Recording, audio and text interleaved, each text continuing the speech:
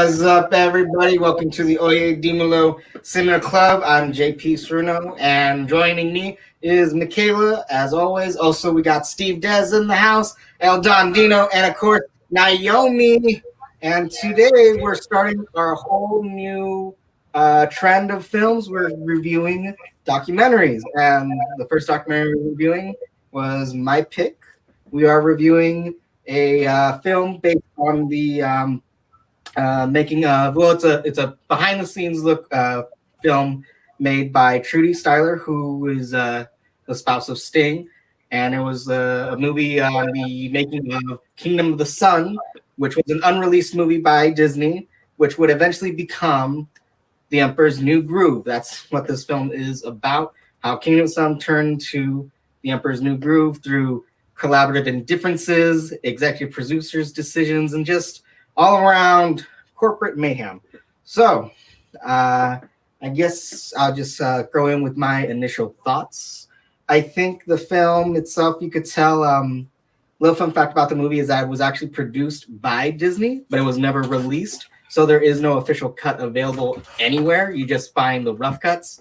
And the movie is basically that. It feels like a behind-the-scene featurette that you would see in a Disney Blu-ray or DVD. It's kind of rough, to say the least. But it's one of those films where its history is actually a bit more interesting than the film itself. And I feel that just watching it, I'm sure any artist in the industry, no matter if you're in film or animation, can really understand how hard it is to make a collaborative effort work. And it only shows how expensive it could be, especially with a huge titan like, the Disney Corporation. About like the film, The Kingdom of the Sun, it was basically 25% completed before it was completely axed through the you see in the about the second half of the film. So yeah, it's just if you're creative, at times it could be very cringy and heartbreaking, especially when you see someone's vision literally through no fault of their own just be kind of destroyed because of the interest of the whole group, and because there happens to be powers that are bigger than you. So that was my initial thought of the film. It's kind of a what's the word? There's a word for it, like a how do you say it when like hot take? Not a hot take, but like a warning, like a warning. You know what I'm saying? Like there's a word for it, but I can't freaking think of it right now. Well, no, it's a oh my gosh, like a cautionary tale, about the industry, and just like not to put about like the industry and just like filmmaking in general, especially in animation, where, let's be real, a lot more money goes into. So what did you guys think of the Sweatbox?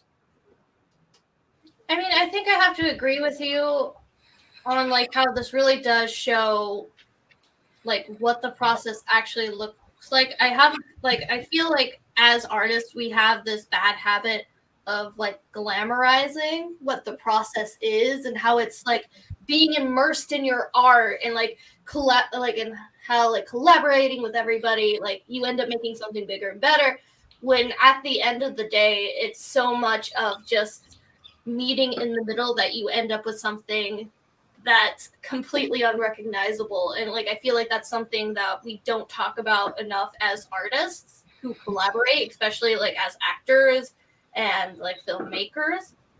And like how we tend to glamorize this like whole idea of like everyone's working when it's no, we're mostly butting heads most of the time, and we kind of end up with like this amalgamation of what we think that everybody thinks our original idea was.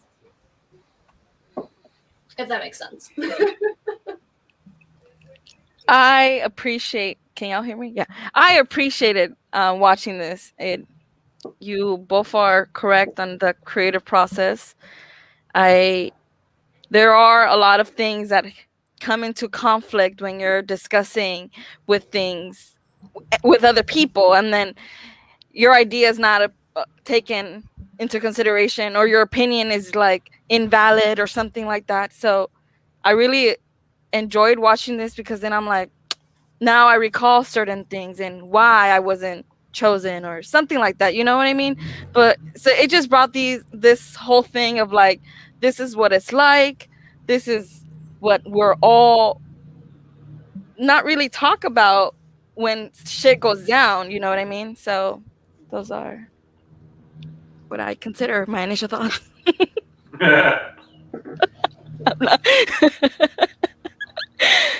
Back at you guys. Can I get All any right. more weirder? Yes, I can. I guess I'll jump in and say my initial thoughts. I had actually read an article about this about like 2 months ago. So I kind of wish I wouldn't have read that article, because I was reading the article and it was like blowing my mind, right? I'm just like, what? 2 movies? What? Sting? What?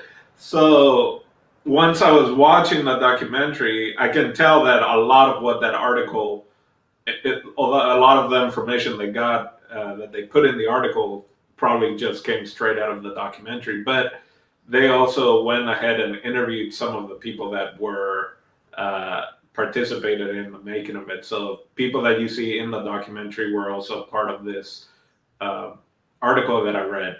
That being said, it's super interesting. I mean, it was, yeah, I don't think ever again was that Disney allows, part of the deal that Sting participate was that his partner, his spouse, was allowed to do this documentary following Sting and like all the creators.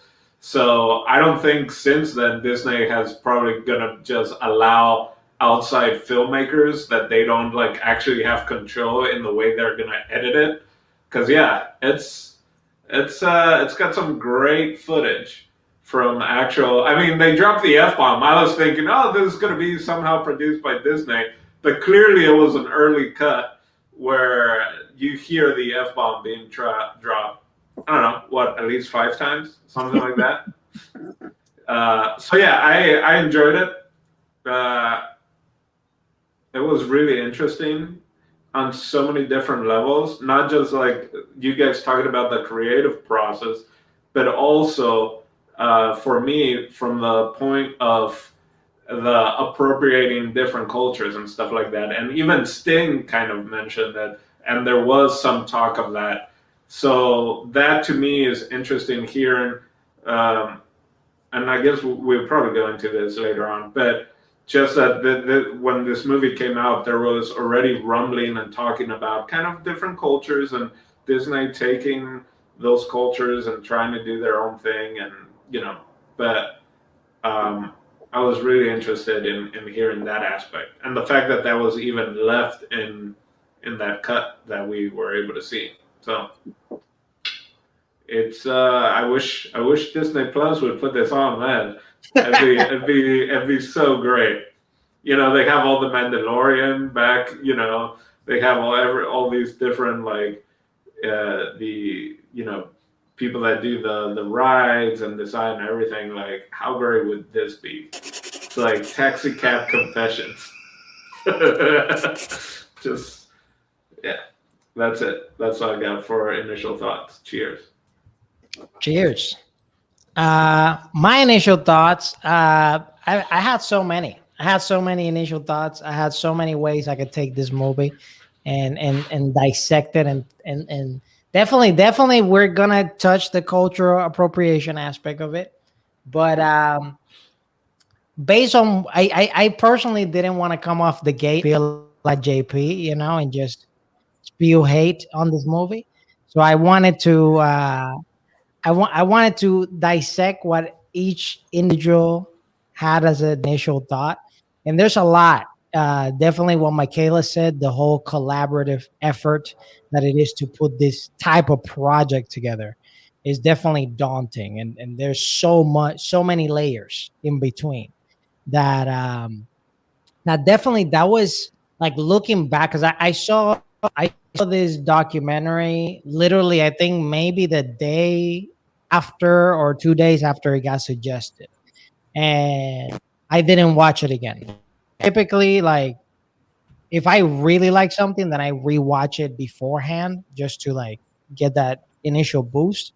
But now, just looking back of what I remember and what I saw, the thing that really intrigued me the most, and it's just a comma in the entire documentary, is just really the amount of effort that was get through a movie of this caliber at the because at the beginning of any creative project, you're really more passionate about the design, executing the vision, and everybody putting like the little things in the pot and like stirring it together to create this incredible thing.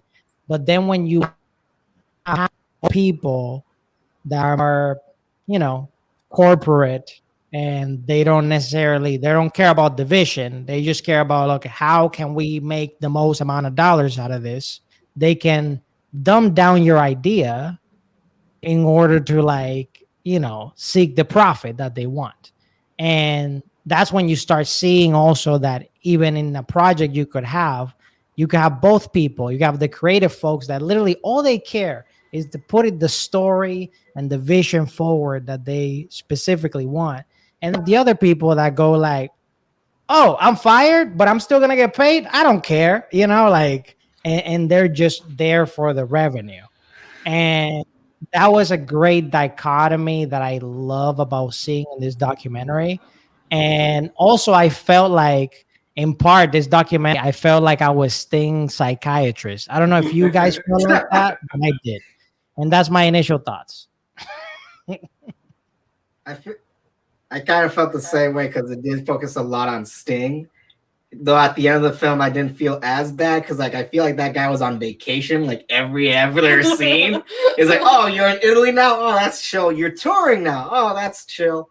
But, I actually did not originally want to talk about it. It wasn't in my notes to talk about, but since you guys actually brought it up, let's talk about, like, actually the cultural stuff about the film, because, like, I do understand how that could be an issue. And to be honest, I felt like it even got worse in the process of the film, because I felt that, in my opinion, when I was watching it, whatever they wanted to do first, since they approached it as like an epic or like literally the next Lion King movie, they try to stay as true and as real as the cultural as a culture as a whole, right? But then by the time you get to The Emperor's New Groove, it's basically a Warner Brothers Looney Tune cartoon. Like, let's be real. Like, it's funny, it's great, but it's oversimplified to the point where it's not really Machu Picchu anymore. And there's not much of it, like, for me, that stood out visually that suggested, oh, this is literally like a kingdom in the mountains, hidden in the clouds, like just given life through the sun, like how they originally wanted. No, it's a cartoon at the end of the day. So, like, how did you guys felt about the inside look of how they approached trying to do the culture of, yeah. I was disappointed how much was cut, because I remember seeing The Emperor's New Groove, and then when I was watching this documentary, and in the beginning they're talking about how this beautiful thing is gonna be presented, but they didn't show that in the fucking movie. So that disappointed me. I was disappointed, and I'm like, what the fuck? This could have been better than what the fuck they did. And I was just pissed during the whole documentary, because I'm like, this is what they were planning, and it didn't go as as expected. So this documentary kind of pissed me off too. just you and Sting should get a beer together. You would agree a lot. I was disappointed. Like, I'm surprised he wrote that letter. Like, that's ballsy, to like have to speak up in a certain situation where you're like, yo, what the fuck are y'all doing? I don't know. No, I love that they kept that letter, and then that the people from Disney were kind of like, oh yeah, he has a point. But one of the best. We're doing culture appropriation. Okay, remind me later for my favorite part. But the cultural appropriation stuff. I just watched this movie like a year and a half ago, or yeah, right before the lockdown. It's the first time that I saw Emperor's New Groove, and never ticked anything on my thing of like wanting to watch it when it first came out and all that. And part of it was like I just felt like the cartoon, the drawing was very blocky, and I was just like, it doesn't look good. It doesn't look like a nice drawing. I get now the blockiness of wanting to do the Inca and all that, but I think, man, I was it sounded like it would have been completely different movie that it could have maybe been great, but I think at the end it's almost better that they went with the waterest of watered down version that they possibly could, or else then I think the like culture appropriation stuff would be worse. Now it's kind of like it's David Spade doing a cookie emperor in Inca times, but I know that Disney seems to try to be getting better at it. I think I don't know if you guys remember when Coco was first announced, and Disney actually tried to copyright Dia de los Muertos. Like Disney tried to, and that's where they got such a big pushback. I'm like, what are you doing, man? Like that's like trying to appropriate Hanukkah, like the word. Like you can't do that, and people get like blew up, and then they realized this Coco cartoon you're coming up with has like no Hispanic people in it, and it's supposed to be about Dia de los Muertos. And after that, Disney was like, oh yeah, I guess we should include people from said culture that we're going to be doing projects about. So I think they've gotten better. But there were people in the Disney department for the documentary we just watched where when I think it was after Sting brought up the fact of getting culture appropriation and bringing the stuff up like a water park, right? And like making good points of like, look what we're pointing out of what we think of these different cultures, dumbing it down to like a water park and all that.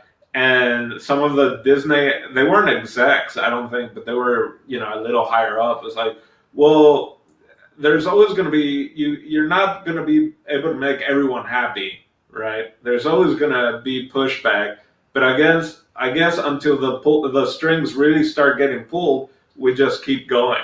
Like that to me, like really resonated. Like, yeah, people will just keep doing the same shit over and over until not only you call them out on it, but like you actually put the pressure. And I think that's what we saw with Coco recently, when finally now with social media and everything, everyone's just like, stop doing this. You got the power, you got the money, just pay the right people to do it justice. So that whole interaction, I was just like, yeah, talk about it. Tell Disney what they're doing. Tell them to hire more Hispanic and Latino people. That's what I was thinking. So yeah, I'll say cheers, and I'll pass the mic to someone else now. I think Des didn't give or do you want to talk on it, or?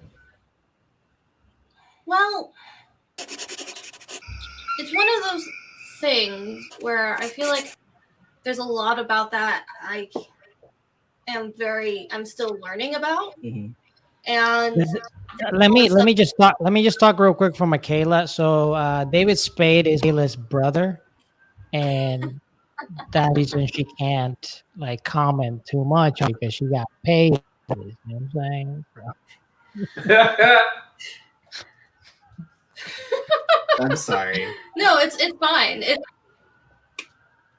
It's just one of those unfortunate things that do happen with like these huge projects. Like we think that just because we know that like the pyramids are shaped, and we put it in the art style, like we get what this place is about.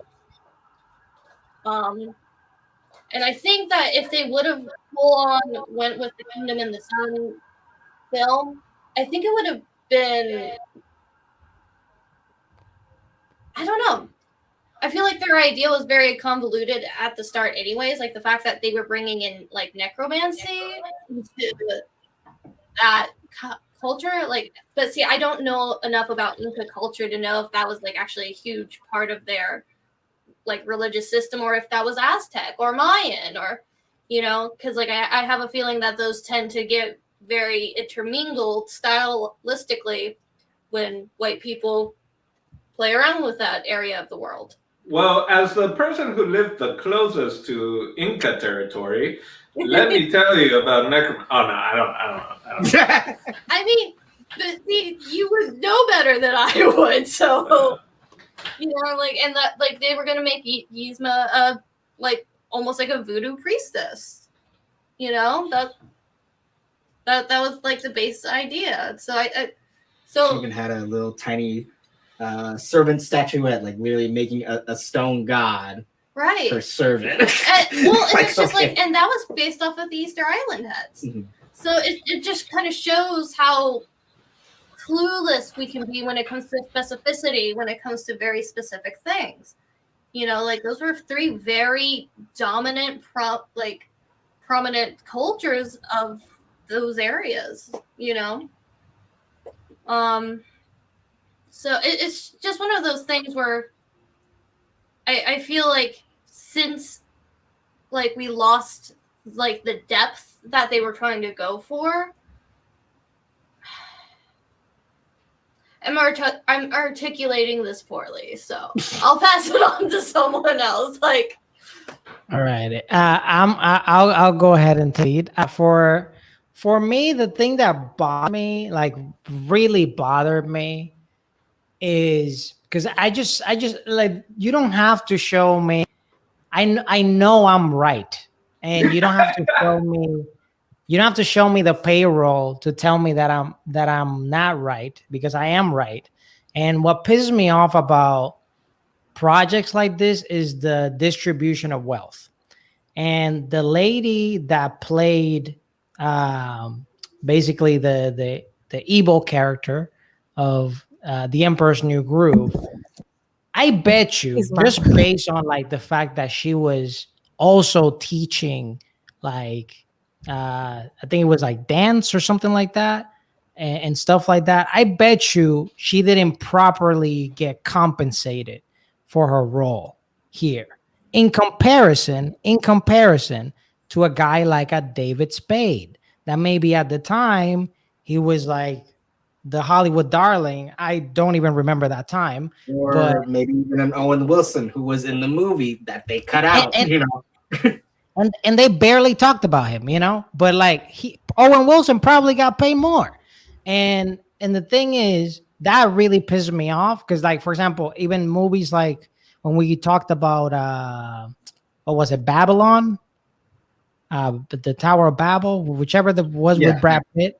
Yeah, so movies like that, I always know that whoever is the person that they're gonna center the movie around, of course, like they're gonna get paid more, but the difference, like the comparison, is astronomically different from like the other person that may be doing equally, if not harder work than the other person. Because in this particular one, what did David Spade do? Like, read some lines and maybe add a little improv to it. He didn't add a special thing in his voice. He just talked like he talks, While this one lady, literally, when she was on scene, she was giving her all. She was legit like losing her voice, like creating this character. And it really infuriates me when I see stuff like that. And I know deep down inside, other people, especially the people behind the scenes, and of course also people that are doing voiceover work, are getting way more compensated than this one person that's doing so freaking much to give this character life. So that's really what pissed me off in particular. Word. Word. Her name is Eartha Kitt. She was a singer, and yeah, she. There are also other songs that on YouTube from that movie. But I agree, she probably got paid less, even though she, I guess, singer wise, they wanted her almost from the get go. Also, in the article that I read, that's kind of what they were talking about, that she was like someone they really wanted. Yeah. Well, and she's also known for being Catwoman in like the original Batman show. Like that's what her biggest, or like before this was her biggest claim to fame, was the fact that she was Catwoman. Interesting. Yeah. I didn't know that. That's Yeah, nice. no, like Eartha Kitt is like an amazing actress Yeah. that like more people need to learn more about. She's low key a legend. Of course. Noted. That's like even when they transitioned to Emperor's New Groove, you could see how kind of like disappointed she was, but she still didn't back down. No. Like even though she was like one of only 2 actors that were decided like, oh, we're gonna stick with the project. Like even when you watch the Emperor's New Groove, like Yzma in that is fucking hilarious. Like her delivery of the lines are just 100%, and it's funny. It's great, but so sad that she knows like the preparation she did for the previous iteration of the character, even with the animators, like, oh well, there was much more depth and there was much more stuff that I could work with. But now for it to be simplified, like I'm still gonna do 100%, but it's like it's a shame that that didn't ends up translating. So I guess I'll move on to the next question that kind of relates to what I'm talking about.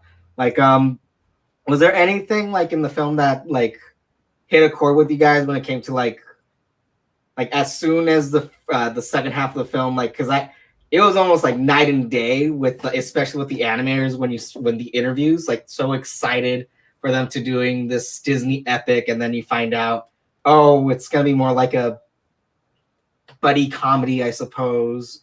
Like, was there anything in the film that struck a chord like that upset you, infuriated you, or thought back to like when you had to compromise for your art? For like me, the one thing that like struck me a lot, I know that they replaced the director when they ended up doing The Emperor's New Groove, but the French animator who actually was doing Yzma's design, he was known for doing the designs of previous Disney villains at the time, and he was so like him talking so awkwardly about how he wanted to make Yzma move like a jazz singer, and just like being in love with Eartha Kitt's voice, like having so much work put into the first iteration, and then literally like sure his creation was saved for by the end of what ended up being Emperor's New Groove, but he almost seemed very like zoned out by it.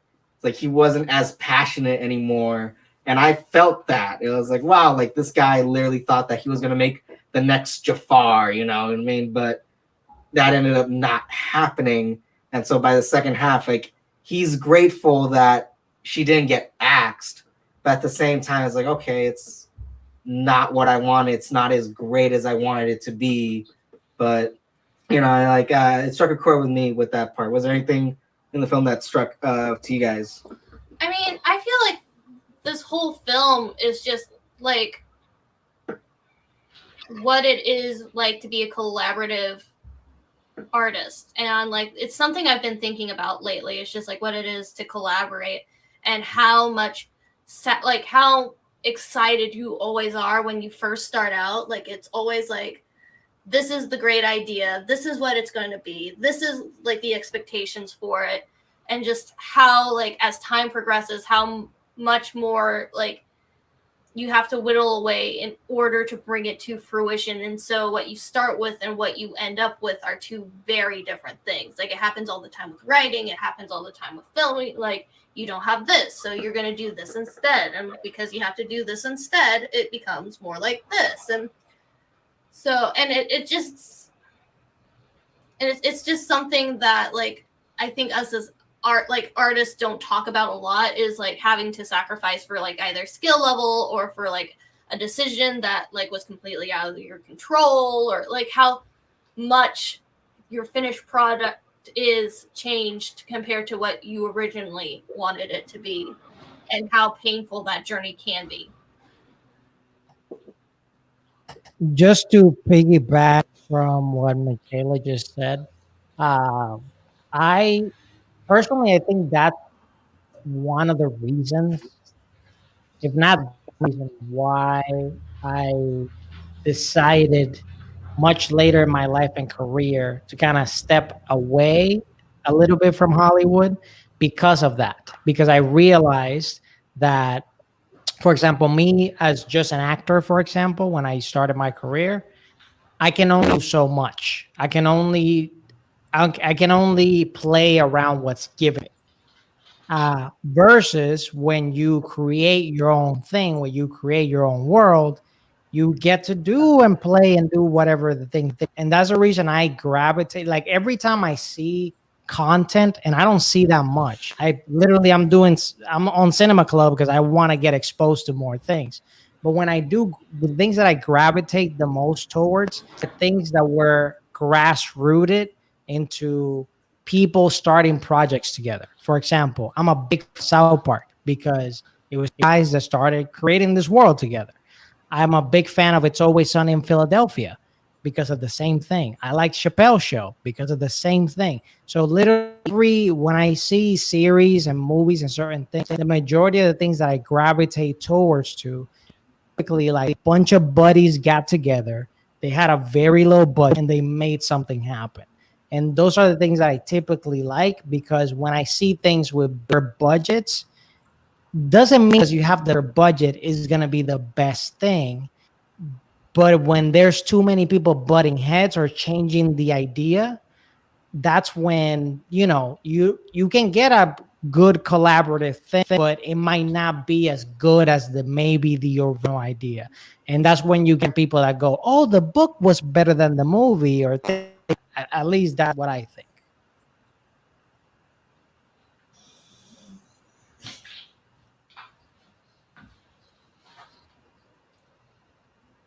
I mean, you're on mute, Naomi. Naomi, you're on mute. You're on mute. Am I on mute? Now. Can you hear me now? Yes. Yeah. I was saying that shit, what was I saying? God damn it. That I've been there. My bad. That I've been there. I've been that individual where you're just like, you're putting your all, you have this passion, but then you're getting like taken off, and then you're feeling some type of way where you're like, am I good enough? So I kind of like felt some of those artists. I don't know if I'm gonna make the cut. I don't know if I'm gonna like have my character taken away. Like at the end of the day, the dude, the large dude that is Yzma's like assistant or whatever, in the beginning, wasn't he like a little statuette like this, and then he became like a human. So then I'm like, where this person's idea was just like eliminated. So I felt that pain. Just wanted to share that 2 cents there. Anyone else? No, I think we're all in agreement, and we've all been. Even when I was building scenery, and it's also different locations. Not everyone was even. It was down in San Diego, and I think so. Not everyone was there. Like now, especially now, people were on Slack, and you had designers in like New York or even living in other places, and so it was constantly changing, and I had to go through this whole thing of approvals and stuff like that. And I was just running like the CNC router machine. So I just got like 4x8 sheets of plywood, and someone gives me a file and I run it and I cut them and I bloom, bloom, bloom. I must have done like 115 sheets of plywood, of 4x8 pieces of plywood, 3/4 thick, 100 and something pieces. And then I finished, and they literally came up with a new like jump drive, and they're like, so have you done? I was like, I just finished all of those, and they're like, actually, we're changing it. And had to throw all of those. We couldn't salvage the piece because the way that it was routed and the way that it was cut, none of the pieces. So that's like, I don't know how many trees I killed right there, right? So I totally understand this idea of just constantly changing, and when there's so many different, it's like literally too many cooks in the kitchen, right? Of just like, all right, at a certain point, someone has to just be able to, stop it and move forward. So that's what I'll say. And that guy at the end was kind of like, I guess I learned I gotta, break people's hearts as early as possible instead of just running them along, and then it's gonna be worse. I gotta go get a charger cord so someone else can take over. I feel like that guy was basically the bad guy of the movie, if there was one. Is a Thomas Shaw or something, one of the producers? Because like that was one of the things I kept on commenting was like this guy just straight up hates music and Sting because they had to change the music twice and they got rid of all of Sting's original songs and they asked him just to do 2. And technically the one they were like, oh no, the first one's gonna be technically 3 songs, but it's literally the same song with different words in them. Which one of them ended up being deleted anyway, so it doesn't matter. So I guess that's another one that I want to talk about because we did kind of touch on it with the letter, which is such a defining scene in the movie. Like you literally get to see the black and white of the films, like what the executives and what the corporates at Disney think versus what the artists think, and we see it through the perspective of Sting.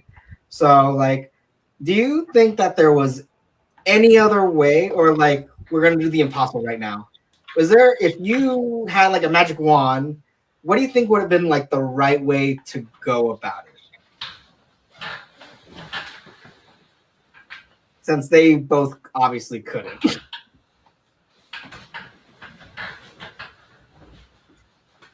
Okay, so I'm gonna jump in again now. I got power, guys. I got power. Woo! I've been in the part of, this is way back in college, but it's still right, a creative process. We had to like write a musical, produce a designer, everything. And I would like I was kind of running. It was me and someone else, and we were kind of the leaders and kind of the producers. Afterwards, I was just like, I should have been a dick earlier on, like because it's like what. It was my job to kind of keep the creative process moving along. And so we had to constantly be like, hey, this is what you guys said you were going to do, or this is what was promised, this is what was agreed on, this is what we need to hit. So I've been in that position when I've kind of had to run and try to get people to stay true to the idea, especially the ideas that they had agreed on. And that's really tough, and it is, especially back in college. But afterwards, I was like, yeah, I should have nipped it in the butt sooner. Like certain people, if they aren't doing their shit, like, hey man, just gotta go. But you see, you specifically though, JP, asking them how would it be different.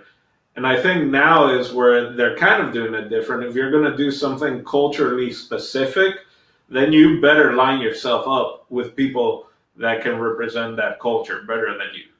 Because I like the idea of someone like, I went to Machu Picchu and like blew my breath away, like blew me away. And I'm like, I love their history. I love this excites me in this way, but you should be able to then communicate it. Even Sting was like, I didn't want to sound like me, so I got this other guy that I know would do well, like, and we can kind of create this cool sound.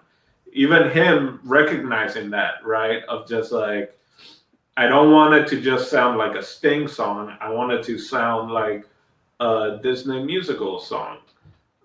So you have to be aware of your limitations, and that's something that Hollywood really doesn't like to admit, and it's taken a long time with all. Another thing of limitations, I was like, well, I know Hispanic people. There wasn't even a shot of the janitor walking down the hallway that I was like, hey, there's a Latino, but it was like almost no women whatsoever involved in the process, So it's interesting to me, that's where I would start. That's how I would do it different, right? Just the fact of like surround myself with people that are that know their shit. For certain. Yeah, just to piggyback on what Dino just said, I think honestly that would have solved, and that would solve any, if not most, issues that most of these movies have. Because understand that there is agenda that is slowly changing, slowly, but it's slowly changing, of whitewashing every, and like putting the whole like white people are superior type of thing narrative that's been happening for years or whatever. But I haven't if you noticed.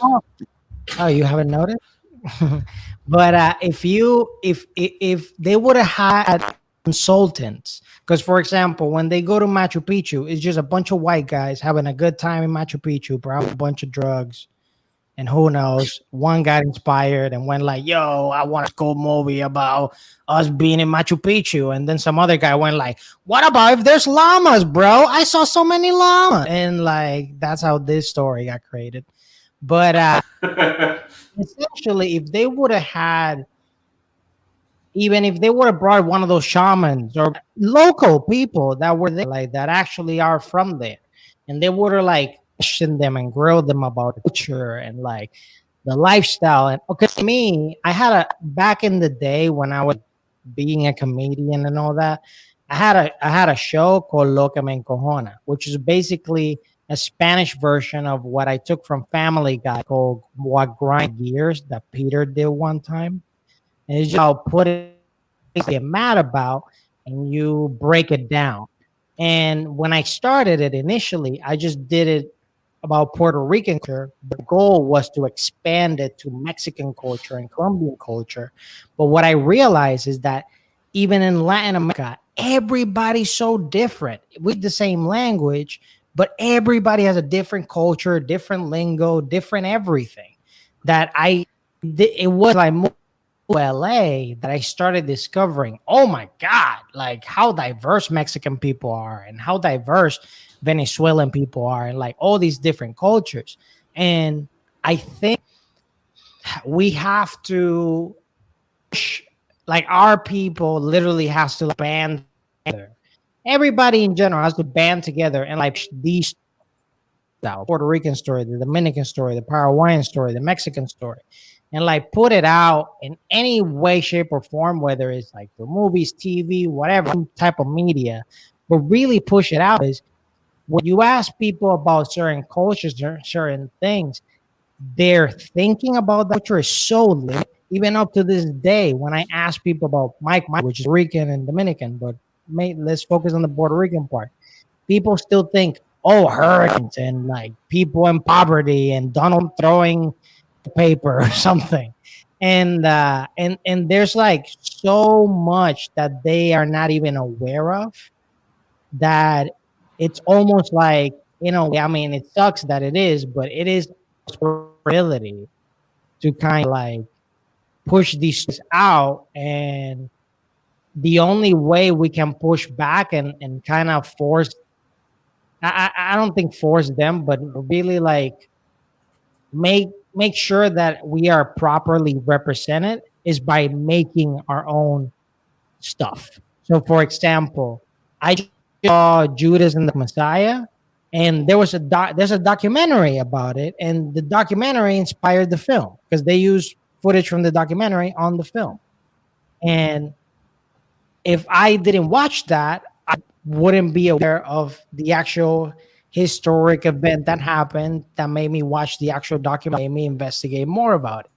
So I just think it's cool that there's like silly movies like Emperor's New Groove, but if we want to like really push the narrative and our story and our culture thing, we really have to start making our own stuff. Whether it is a big budget thing or a small budget thing, doesn't matter. We have to like push, like make sure as many as can see it possible, because is the only way that is gonna be preserved. If not, more other cultures are gonna start appropriating other cultures, and they're gonna push whatever narrative they want, and it's gonna keep happening. We see cycles; they just go like this. But I just went on a rant. Story of my life. No, but it totally makes sense, and it actually could have been the reason why they never found the story, because they weren't too invested in it. They even like try to do, like even Michaela said in the beginning, like they had so much on their plate because they thought, oh, if this is in the culture, we should add this, we should add that. Like the little stone god character, the importance of llama in that culture, also like the importance of sun in that culture. Just adding so much of it, like overload, and they have no true investment in it. That could have been a detriment. If I were to have, like, I was thinking more along the lines of like in order to fix the movie. Weird thing is, I caught it during the watch. The amount of time that they took to try to fix the film and make it to the Emperor's New Groove versus the time that the original director, I think his name was Roger, wanted to try to fix it was literally the same amount of time. He literally asked, just give me 6 more months and I'll find a way to do it. But instead he said, no, we're going to do something else. It's going to be a lot quicker. It's going to be a lot faster. But that took almost more time just to redo the whole movie. So I probably would have said, just let them try to figure it out. And just real quick, and what gave me the indicator, the strong indicator of the entire thing, that you can tell this was literally a battle, I'll do it again, of corps versus creatives, is like the core people, all they care is the money. Because you see later, the rollout that this movie had was insane. They had merch, toys, video games. And it's all to push the dollar. It's literally, that's the sole reason that they didn't care. They're like, all right, this story's confusing. I don't know, change it. I don't like it. Dumb it down. Well, in the article I read, they go into depth with that a little bit more. And basically, the deadline became the McDonald's rollout. Like, that was their deadline. Because they do it so many years in advance. You know, Disney will already have all these different, contracts ready for like when they're gonna drop this. So Disney had already signed with McDonald's, like, yeah, we're gonna have a cartoon and a toy for a Happy Meal on this date. And that was the deadline for Emperor's New Groove. Like, that's when especially in the article, when they're like talking about the situation, it's like, yeah, that's when things really started rolling because they needed a toy. They needed to be able to sell something. We even see the beta versions of those toys in the documentary. That's fucking crazy. And I also think it's funny that out of everyone, like, they were the only ones that you could tell. Like, it's like I'm going to assume it's just so you don't want to get blacklisted in your industry. Like, when you talk to the creators about money, they were worried about money. But when you talk to the corporate people about money, they almost refused to even talk about it, because they knew that they lost a good chunk of the revenue just because of how much the budget was basically wasted on a whole movie, But I just thought that was also funny, like just seeing them like refusing to even bring it up, just using the corporate like oh, it's all about the art at the end of the day. It's not about how much we made or lost or whatever. But like, damn. McDonald's is evil. Yeah. Well, and it also kind of shows you the importance of good leadership. Because like the whole idea of being a producer is knowing where to funnel your money and who to talk to, and like to make sure people are doing their jobs. And if you're not a part of that process until like the very end, until you see what everything is, like that can quickly spiral out of control. Like, nothing's worse than having a bad manager, like no matter where you work. I agree with that. Yeah, no, like, and on top of that, you could tell that like this producer thought he was absolute shit. He was just like, see, this is why I need it. And you're just like, You just think you have professional taste. Like, that's literally what that was. I But agree with the management part, in the sense of like I feel that they did this in reverse.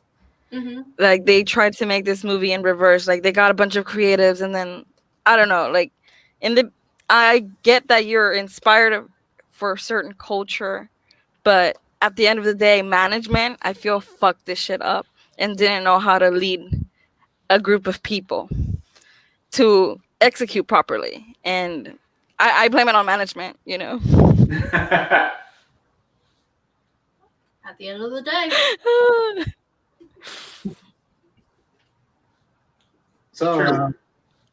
Does anyone have any other thoughts or anything that they want to bring up before we start to wrap it up? My favorite, that's what I want to say. One of my favorite interactions is Sting with his buddy piano player, and everyone also. Everyone talking about the fact that they might get fired from like one day to the next, or talking about, once they're talking about people getting the axe and all that, and Sting and we're like, man, I kind of just wish that they'd fire me and this be over. And then he's like, huh, I've never been fired before. Have you been fired? And the guy's like, yeah. So like that interaction of just like, I could see more Sting footage also, because I get his artistic process was super interesting. But that whole interaction between him and his friend about, have you ever been fired? And then, which, Sting at this point, if he got fired on that, he was coming out with an album. He was busy. But like just some animator, just some like young animator on his first gig, or, someone's, an actor that maybe it was his first or earlier gig, and they get axed. Whew. That hurts. Yeah. That hurts. My favorite Sting moment, and it's literally just one shot in the movie, just one shot, is right after they first have the screening for basically the rock would have been Kingdom of the Sun. So the first time in the Sweatbox, the Sweatbox, and after being told during the meeting like, we don't get it, and Sting's trying really hard, saying, well, I freaking love the movie, I got it. And literally after all that, you see the producers talking about in the interviews, and even the creatives like talking about, oh, it happens, but it never happens this hard. And literally it cuts to like some beachside house in Italy, and Sting's on a recliner just looking longingly to the sunset. I'm like, you know what? I wish I was in a creative funk in that. I wish I could be like, man, my art is unappreciated in such a beautiful setting. That one shot, I was like, man, Sting, I fucking want to be you.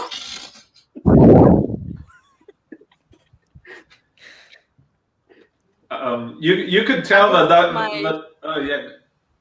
Oh, my bad.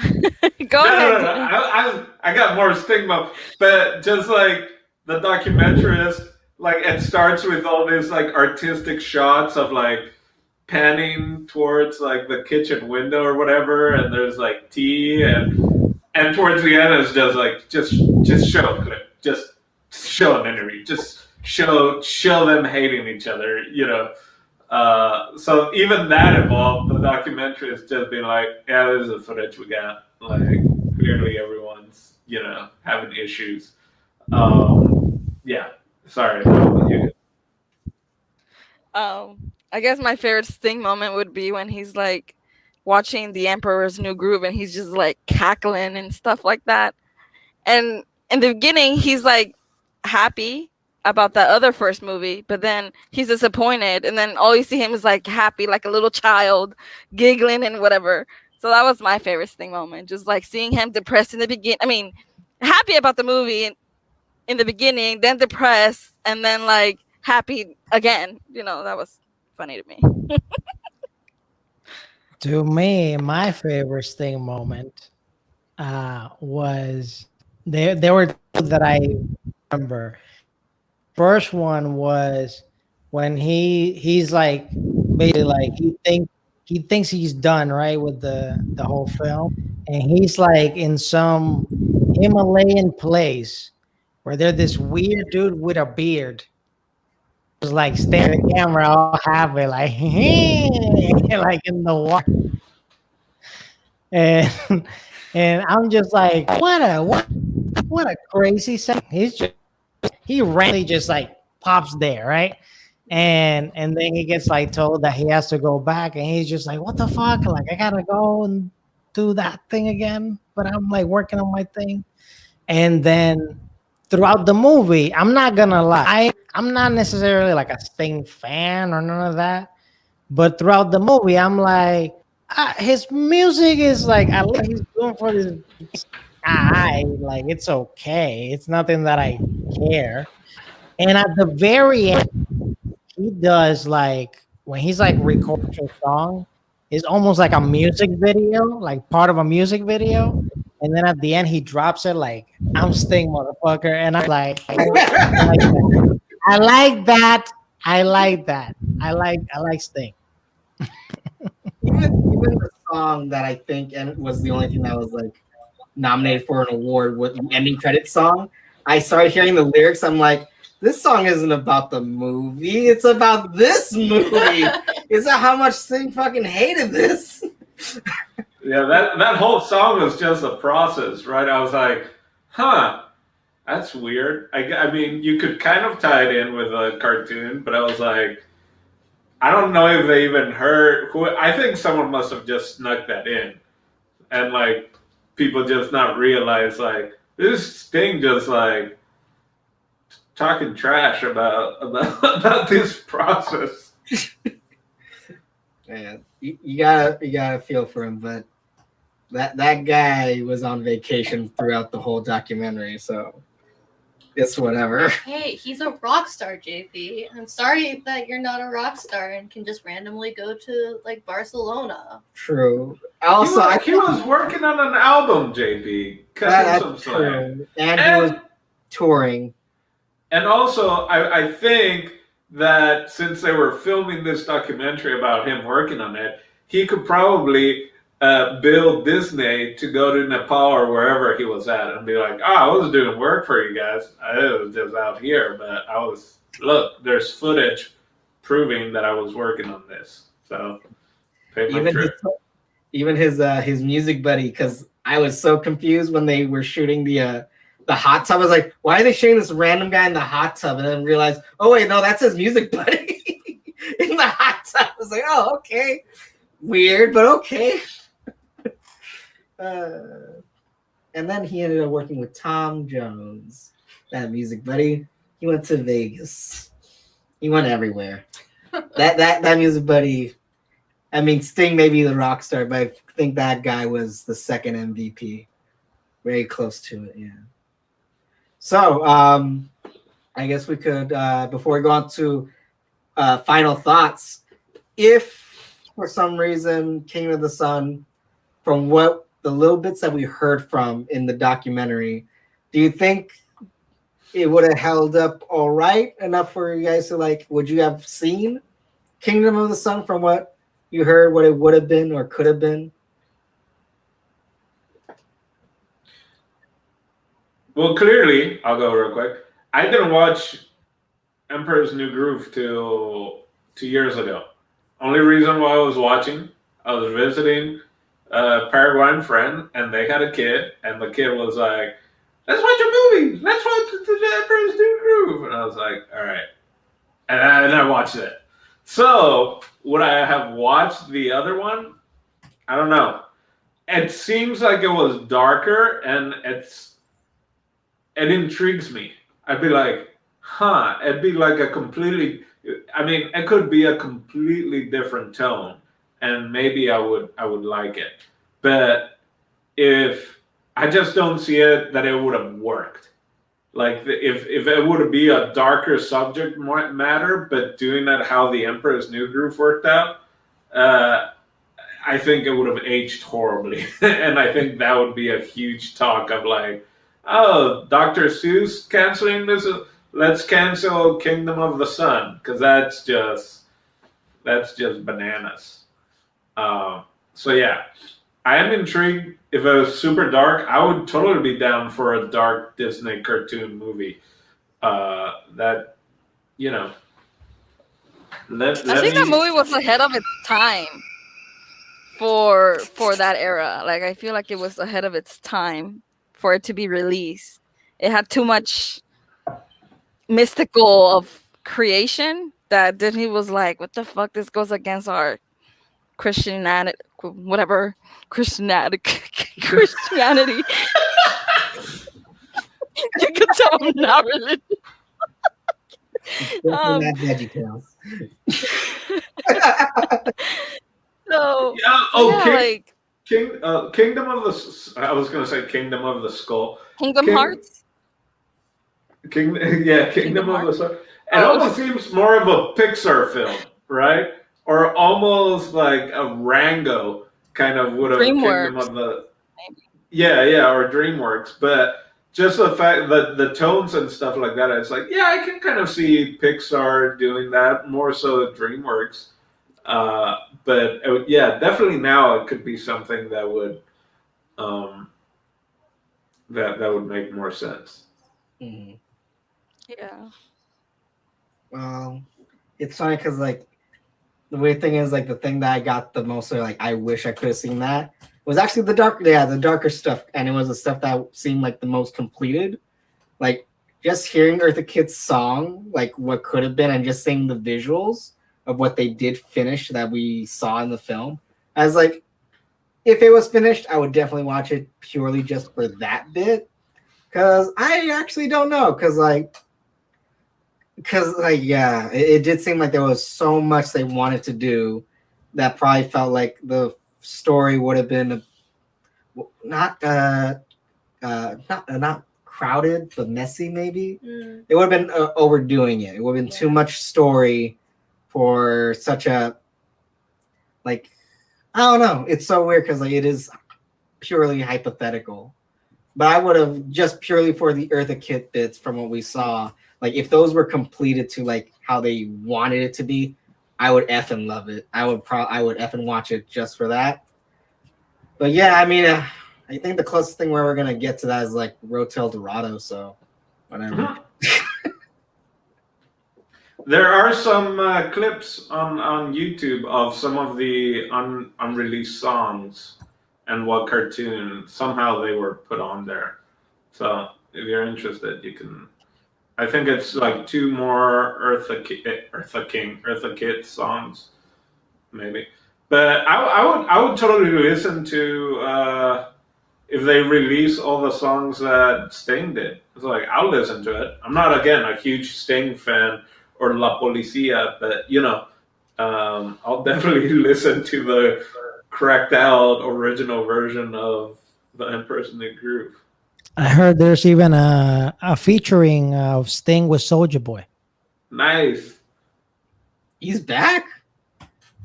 He never went anywhere, man. Yeah, I saw that one interview they did with the Breakfast Club, right? Mm-hmm. And it's like all the stuff that he's actually been doing, like just behind the scenes with like other artists. Is like, oh, I didn't know Soldier Boy did that. That's actually pretty dope. Multifaceted. Right.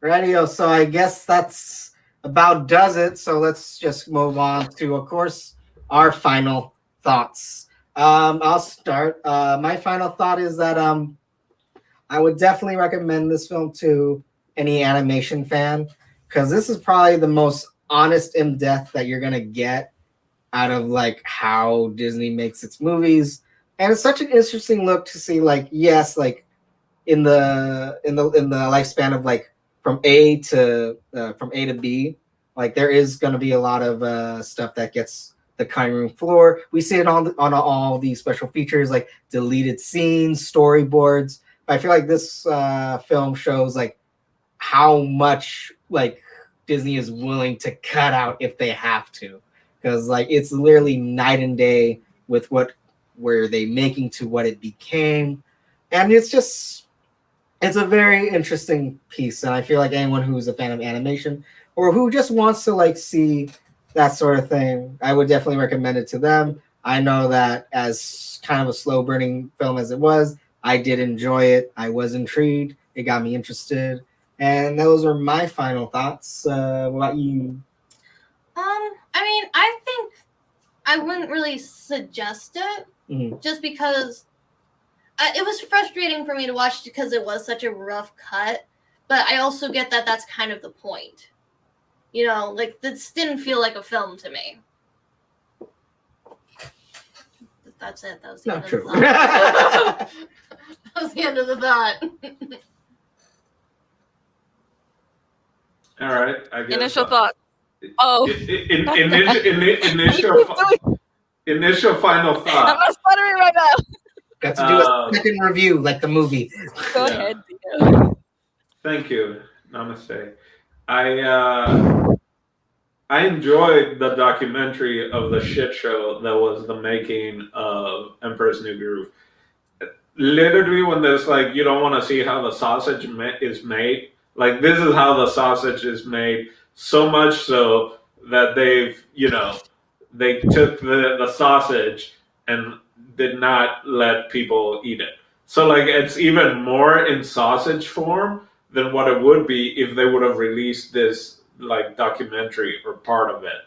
And that I appreciate. That I think is super interesting.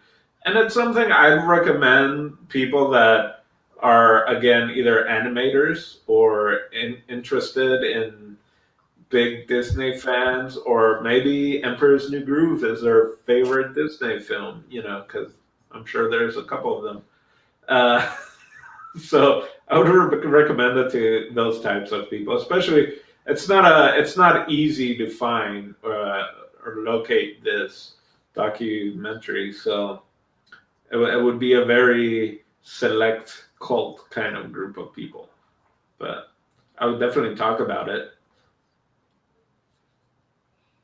I'll share this with people that are in their college years entering that creative field.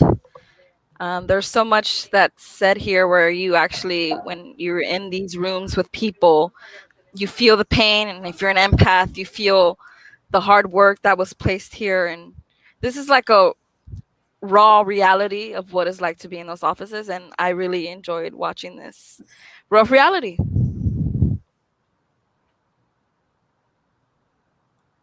Alrighty. I think this movie exposes how big ass weakness that I mean all of us, I don't say just white men, it's all of us men have trouble with, and that is giving clear and effective communication. Because if there was clear and effective communication here, this craziness would have happened.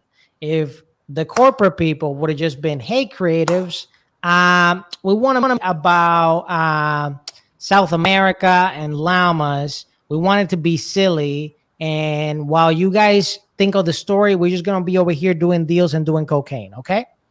If they would have just been upfront like that, none of this mess would have happened, because then you get the creatives inspired and they're buying like, yo, let's make this dope movie, make like real characters, and like let's do all these awesome things. And then they come, hey, no, too intelligent, what are you doing, too many ayahuasca, no bro, let's dumb it down please. And that's what happened. And then unfortunately, a lot of creative people, the people are doing it for the actual creative side to express that side of themselves. Their hearts get broken, and some people, eventually, yeah, they even lose the passion for being a creative, for putting themselves through situations like this. And I seen it from a lot of my friends that have gone the corporate route, and they're doing, they're still doing graphic design, or they're doing a certain thing, but they're not necessarily as happy. They're just doing it because like it pays the bills.